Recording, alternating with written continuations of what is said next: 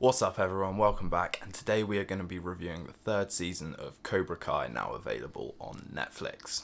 Season 3 is all about redemption for a lot of the characters, and I think they handle that in a very sincere way, especially with Daniel and Johnny coming to terms with the way that they've misled these children and the need to find a new approach to get them back into not only loving karate but improving themselves as individuals. That extends to the children as well. I loved Miguel's journey throughout this season. I'm really glad that the writers didn't come up with this miracle way to have him recover in the first couple of episodes, and that gradual sense of getting back onto his feet felt very genuine, and it was so easy to invest in that journey.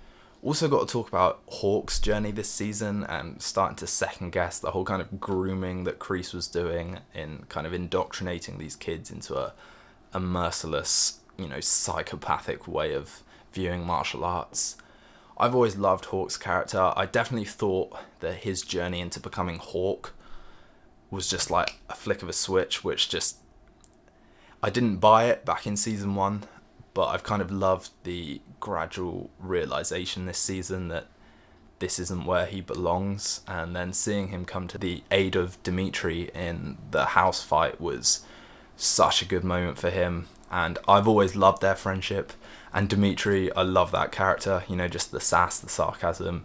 Even though he's not the most physically prominent character, he's one of the most memorable young actors on the show for sure. I really enjoyed Sam's arc this season as well. I think the PTSD, afraid of the fight element worked really well, because in a show that is effectively about two teenage karate clubs indulging in what can only be described as gang warfare, having young characters who aren't so confident brings an element of realism and humanity back to the show and grounds it a bit more. I think on the other end of that spectrum, you've got Tori, who is very extroverted, very over the top, overconfident, very impulsive. I really liked the episode where we saw Kreese and Tori show a bit more vulnerability, with the sleazy guy sort of pushing for the rent money. I thought that was going to lead to a few more scenes like that between them throughout the rest of the season, which we didn't get, even though Tori became like the Cobra Kai mascot for Kreese. We could have done with a few more student-teacher scenes between them, I think, to properly sell that relationship. And the same with Robbie, the way he suddenly came under Kreese's wing at the end of the season felt like a logical step for him, but I don't think the writers fully exploited that possibility. It's something we're going to get, presumably, in season 4. I think the character you still cling to for that grounding and sympathising is still Johnny Lawrence. He is the heart and soul of this show. He's the reason this show exists. And I think the reason that the show is able to bring so much emotion and struggle to its story, because Johnny Lawrence is a flawed human being, and this show is ultimately about his self-improvement.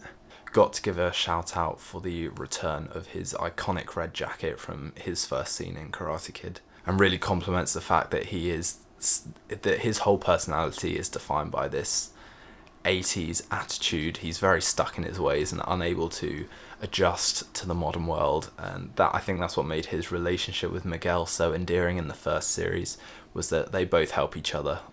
Things I loved about this season were definitely the fights. They are always on top form. I think the fact that the choreography is to such a high standard makes it very easy to invest in a lot of the show's action, and I think the warehouse fight with Johnny and Daniel teaming up was a real tease at obviously their journey into uniting at the end of the season, but also just seeing those two kick ass together was, I think, something that fans have waited for a long time. The show has also got a bit of a thing for one-take action sequences as well. We saw it at the end of last season with the fight in the school, and again we get that at the end of this season with the fight at the LaRusso household. It just shows that there is a real production quality to the scale of these action sequences, and a lot of the hard work going in, especially for the kids as well as the adults, which is always really impressive.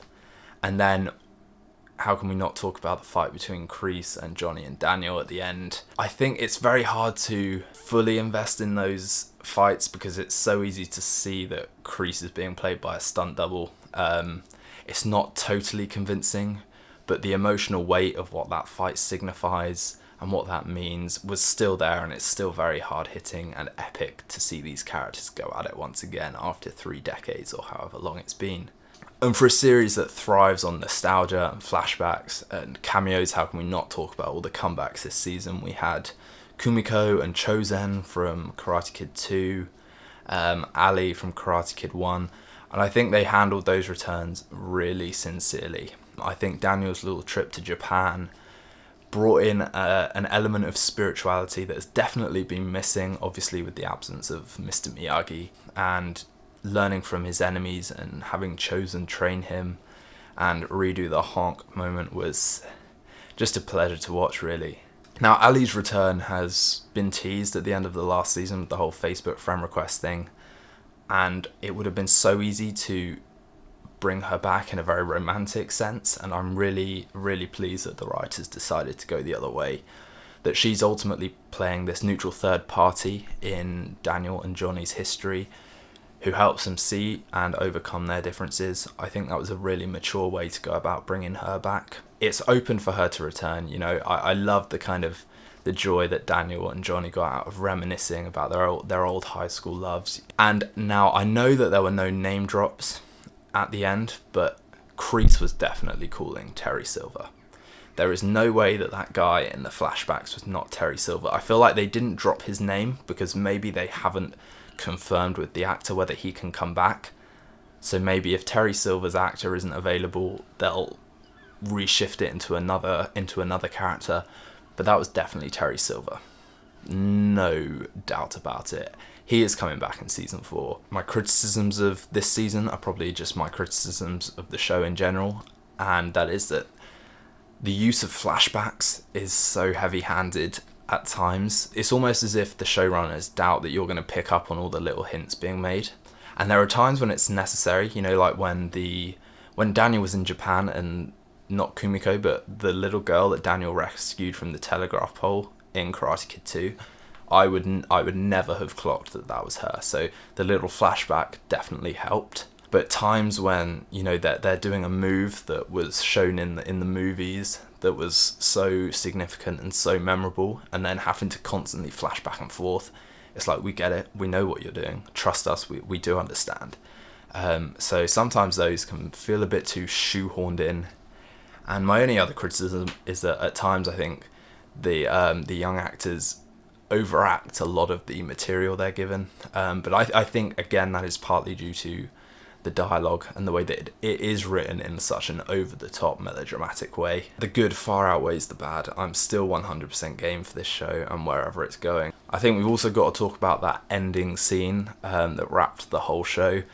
Probably my favourite scene of the show to date. It's definitely where we've been heading for the past 3 years, and it felt so. I had a few semi-formed tears of joy in my eyes watching that ending, because seeing Johnny and Daniel actually come together for the greater good, not just to fight Kreese, but actually decide to unite their dojos, was such a huge moment for the show. Phil Collins in the air tonight brought back the 80s vibe, seeing all the characters pair off, and then Johnny come in and the beat drop was just so good. I loved the ending to this season. I am so hyped for where this is going to go. And it was the show at its corniest, at its most epic, most badass, most powerful as well, I think. That one scene just summarised everything that defines this show. I think season 4 is gearing up to be the best yet, with the potential that it's got. If you like what you're watching, please be sure to subscribe. It would mean a lot. But thank you for watching, and I will see you next time.